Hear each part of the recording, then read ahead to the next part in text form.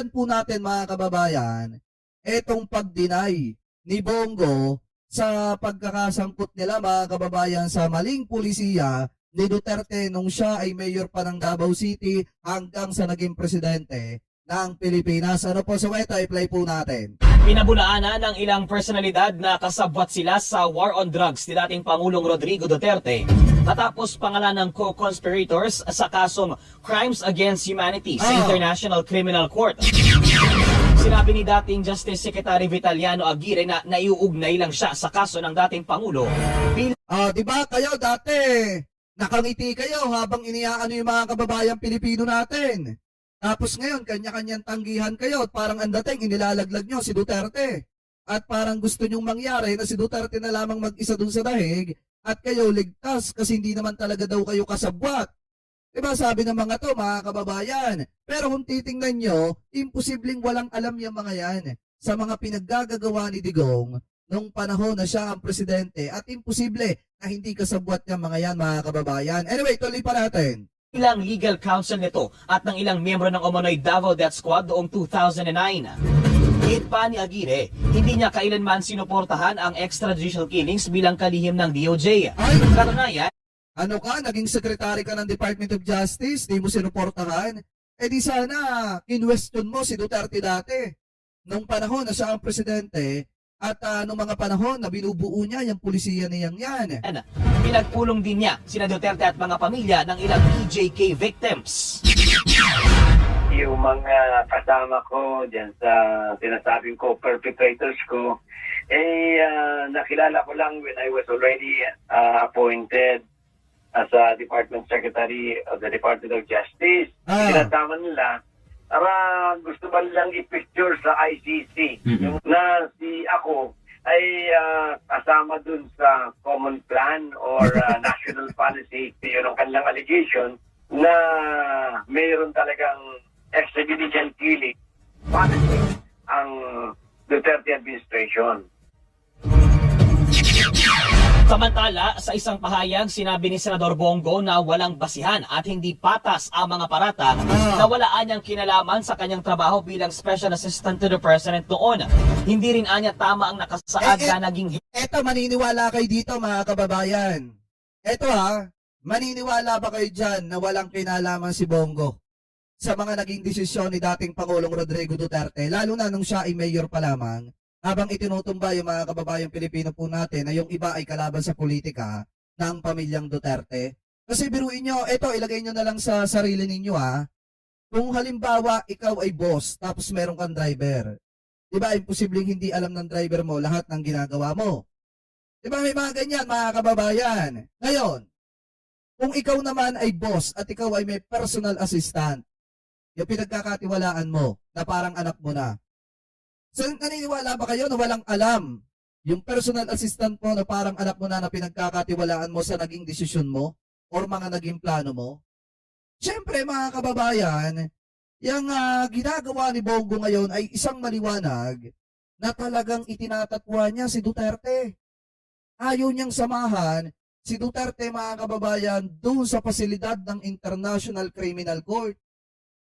Diba sa madalit salita, yung mga sinabi niya noong 2025 midterm election, yung mga paiyak-iyak nila sa mga rally, yan ay isang malaking kabaliwan at nautulang ng mga yan, yung mga didisit na taga-suporta po nila. Yan ang katotohanan dyan. Masakit pakinggan, oo. Pero yung sinasabi natin, totoo. Pinaasa lang ni Bongo at ni Bato de la Rosa yung mga didisit na sumusuporta kay Digong. Kasi ang katotohanan po talaga dyan, ayaw samahan ni Bongo at ni Bato de la Rosa itong si Duterte doon sa International Criminal Court. Kaya mas pipiliin nila na ilaglag na lamang si Digong at sabihin na wala silang kinalaman at itatwa, itangge yung naging ugnayan nila sa naging desisyon ni Duterte, mga kababayan, nung siya ay presidente kahit nung siya ay mayor pa lamang. Ano po, so ngayon ituloy pa natin. Hepe siya ng Presidential Management Staff. Bukod kina Aguirre at Go, tinukoy rin co-perpetrators sa kaso sina dating PNP Chief at Mayor Senador Ronald de la Rosa, dating PNP Chief Oscar Albayalde at iba pa. Di ba mga kababayan? Kaya nga kung makikita ninyo, todo tanggi dito si Albayalde, todo tanggi dito si Aguirre. Kaya no, kung mapapakinggan po natin etong interview ni Aguirre, talagang todo tanggi po siya dito. At sinasabi niya na hindi ako takot sa arrest warrant ng ICC. Biruin nyo, Bato de la Rosa din to. Di ba nung una, si Bato de la Rosa ano yung sabi? Go, Mr. Trillanes, mark my day.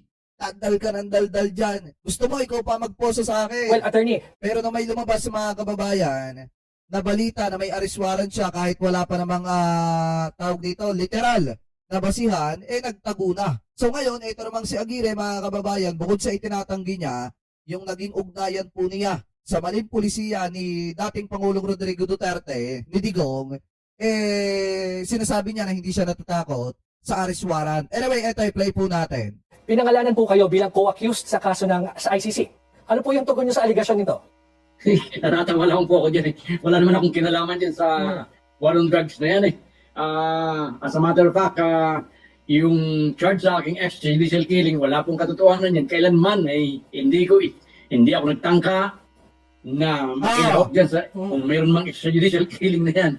Ako po ay nanungkulan lamang bilang isang abogado at saka DOJ Secretary. Nabasa ko po doon sa mga news report na ako daw po ay iniimbestigahan tungkol doon sa aking paghawak bilang abogado ni Pangulong Duterte nung siya ay mayor pa noong 2009, 2010 at saka nung iba daw pong mga members ng Davao Death Squad. Alam po ninyo, yung pagiging abogado, ay yan po ang profession ko. At saka mga kababayan, nakakapagtaka din naman Nung hinubakan niya yung kaso, nagkaroon siya ng posisyon sa gobyerno nung nanalong presidente, etong si Digong. Ang nangyayari kasi ngayon dito kay Aguirre, naghuhugas kamay na lamang po siya mga kababayan. Kayo ba, maniniwala kayo? Secretary siya ng Department of Justice nung mga panahon na yon, pero wala siyang ginawa. Nung mga panahon na talagang yung mga kababayang Pilipino po natin ay nagdadalamhati dahil sa nawalan ng kaanak dahil po sa yung iba, mga malimbintang pa nga mga kababayan at yung iba talagang totally nadamay lang. So ngayon, maniniwala ba kayo na wala siyang alam sa mga ginawang yon ni dating Pangulong Rodrigo Duterte at nung kanya mga kaalyado? Siyempre mga kababayan, malabo paniwalaan yan. Hindi ko maaaring tanggihan yan at abogado lang po tayo. At yung pangalawa, sabi daw, ako daw ay kasama rin dyan sapagkat ako ay isang Pasensya na kayo, tinataas ko kasi alam niya na, hirap na. naging Secretary ng Department of Justice noong 2016 hanggang April 2018. Nung po ako ay nanunungkulan bilang DOJ Secretary, hindi ko po alam yung ginagawa kung meron mang mga tukang dyan, kung meron mga war on drugs, wala po akong kinalaman dyan. Pero Alam po ninyo, O di naging bingi nga ang Secretary of Justice noong mga panahon na yon. Yun yung katotohanan dyan mga kababayan. Kung wala ka palang alam tapos Secretary ka ng Department of Justice, o di naging bingi ang batas nung panahon ni dating Pangulong Rodrigo Duterte nung siya ang presidente mga kababayan. Kasi kahit pala yung Secretary ng Department of Justice, walang alam sa mga ginagawang hindi maganda ng administrasyon ni Digong. Samantalang kung titingnan nyo mga kababayan, yung nangyari kay Kian de los Santos, naging usap-usapan po yan sa media at imposible na siya ay sekretary ng Department of Justice pero wala siyang alam. Di po ba? So ito yung isang patunay mga kababayan na may nakatakip na panyo sa mata ng batas ng mga panahon na yon. At maliwanag mga kababayan na walang naririnig ang batas ng mga panahon na yon dahil yung Department of Justice na secretary walang alam sa nangyayaring tumbahan ng mga panahon na yon. Anyway, tuloy pa natin.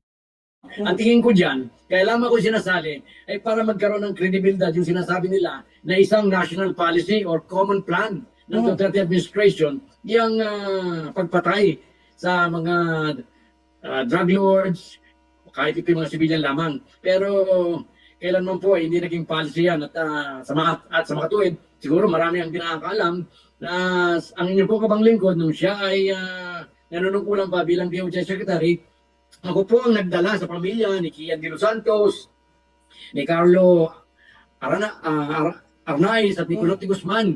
Ako po ang nagdala sa mga relatives niya, sa mga magulang niya sa Malacanang at doon po ay hinirap ko sa kanila hinarap sila ni Pangulong Duterte at yun po, ang naging bunga po nun, hindi po ba, na lahat ng mga pulis na naging sanhi ng O di aware ka, alam mo, yung nangyayari ng mga panahon na yon. Alam niya yung mga nangyayari ng mga panahon na yon.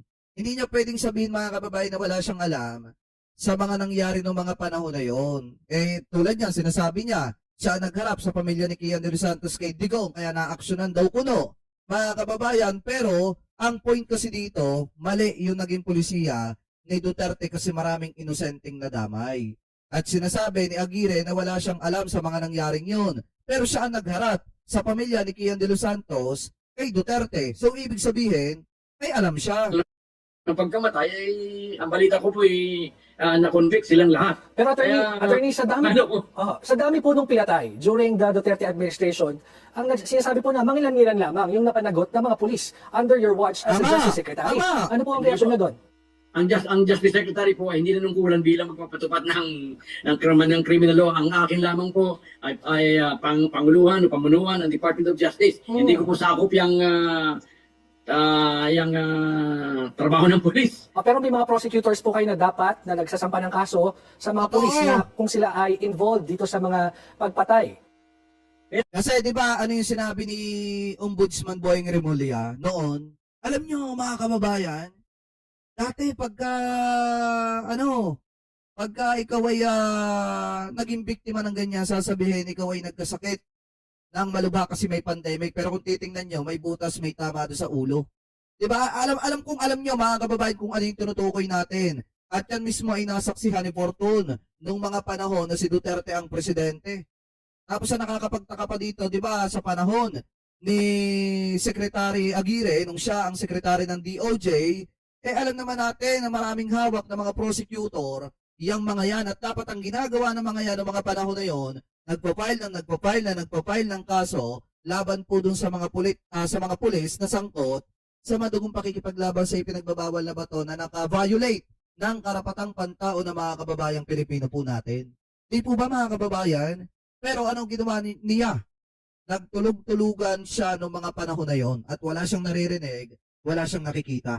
Meron pong mga katulad ng binanggit ko, di ba?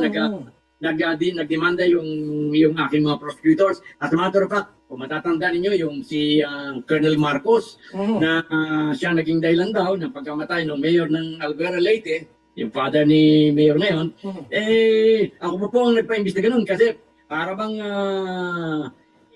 yung kanyang ang pagkamatay ni mayor noon ay parang babaliwalain lang o parang yung hindi po prosecute. Dinirekta ko po sa record dyan, ang NBI. Sabi ko, ako hindi niniwala na dapat ganyan-ganyan lamang. Sabi ko, imbestigahan ninyo. Ay, grabe, no? Parang ang nangyayari dito, mga kababayan, kahit pala si Duterte naging presidente ng mga panahon na yon, talagang kinakalaban niya yung proseso ni Digong. Di po ba? Tapos siya ngayon yung tumutulong doon sa mga binibiktima ng maling polisiya ni Duterte. Yun yung lumalabas dito sa interview, ha? Parang ang dating talaga, mga kababayan, nilalaglag na nila si Digong, no?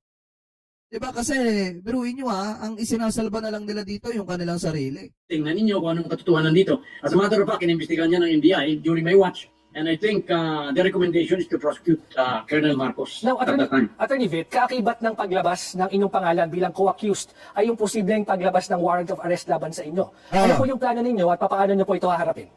Una-una po, hindi ako natatakot dyan sapagkat tulad ng sabi ko na ako yung interview ni Ms. Pinky Webb sa kanyang on point, wala akong kasalanan dyan. Hindi ko yan kinatatakutan. Ikalawa, wala akong magagawa dyan. Kung talagang kuya aristuhin, nandito lang ako. Hindi ako maaaring magtago sapagkat ako'y naghahanap buhay. Pag ako'y nagtago, walang maghahanap buhay sa pamilya ko. Kaya nandito lang ako. I am going to face anything. Ang sana lang, ang hiling ko, ay yung maging malinaw na kung anong basehan, kung ano ang patakaran tungkol dito sa warrant of arrest na i-issue ng ICC. Sapagkat sa ngayon ay hindi pa masyadong malinaw. Kaya hopefully in the coming days, sana mag-come out ang Supreme Court ng isang malinaw na patakaran, katulad nung patakaran na inilabas nito tungkol sa extradition, na malinaw na hindi ka maaaring basta lang damputin at padala sa foreign country Ah, sa isang extradition ng walang proseso ang judicial process dito sa Pilipinas. So, Atty. Yan ang dapat mangyari dito. Attorney ayan mga kababayan, nakakata natin dyan. So ngayon kung titingnan nyo, so ibig sabihin mas matapang pa pala itong si Aguirre kaysa kay Bato. Kasi si Bato nagtatago eh. Itong si Aguirre handang harapin yung matinding aligasyon laban sa kanya mga kababayan kung sakali lumabas yung arrest warrant niya. So ngayon sinabi din dito ni Aguirre na haharapin niya yun kasi alam niya sa sarili niya na wala daw po siyang kasalanan. So ibig sabihin, kaya pala nagtatago itong si Bato de la Rosa kasi alam niya na most guilty siya dito po sa isyong ito. Diba, alam ni Bato de la Rosa siguro na talagang makukulong siya. Kasi nga, naging ano siya naging kasama siya ni Duterte nung isinasagawa nila yung kayabangan nila noong panahon na sila ang nasa kapangyarihan. Ano po, so ngayon, ang maliwanag dito mga kababayan, yung mga kasama ni Duterte na ipinatupad yung madugong pakikipaglaban sa ipinagbabawal na bato, itinatanggi na po ngayon yung naging ugnayan nila sa maling pulisiya ni Duterte. Sa madalit salita, talagang iniwan na nila literal etong si Duterte, lalo na etong isang pinagkakatiwalaang tao ni Duterte na si Bongo, tinatatwa na rin etong si Digong at pinasisinungalingan yung naging findings ng International Criminal Court na alam ni Bongo yung mga naging desisyon ni Duterte. So ngayon, ang sabi ni Bongo mga kababayan, hindi porket ano daw siya, personal assistant ni Duterte, alam na daw niya lahat ng ginagawa sa madalit salita nito pong si Digong. So kayo, mga kababayan, kung kayo po ang tatanungin, ano po ang masasabi ninyo, hingil po dyan. Comment below na lamang po kung ano po ang comment at opinion po ninyo, hingil po sa usapin po na yan. At ngayon, punta naman po tayo dito po sa isang balita na nakita po natin. Galing po mga kababayan, yan, dito sa Bilyonaryo News Channel. So ngayon, wait lang. Close lang natin to. Yan. So ngayon mga kababayan, sabi po dito sa Bilyonaryo News Channel, basahin po natin Senate polls emergency caucus o caucus over possible ICC arrest warrants versus Bato at Bongo mga kababayan. Or dito kay Go. Sabi dito, wait lang, liitan ko nga para kumasya. Yan.